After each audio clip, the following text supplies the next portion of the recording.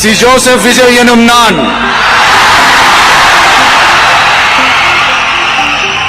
தமிழ்நாட்டு அரசின் முதலமைச்சர் என்ற முறையில் எனது கவனத்திற்குள்ளாவதும் தெரிய வருவதுமான எந்த பொருளையும்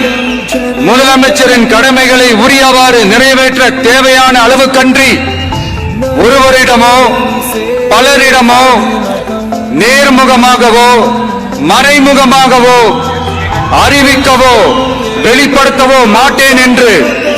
ஆண்டவன் மீது ஆணையிட்டு உறுதிமொழிகிறேன்.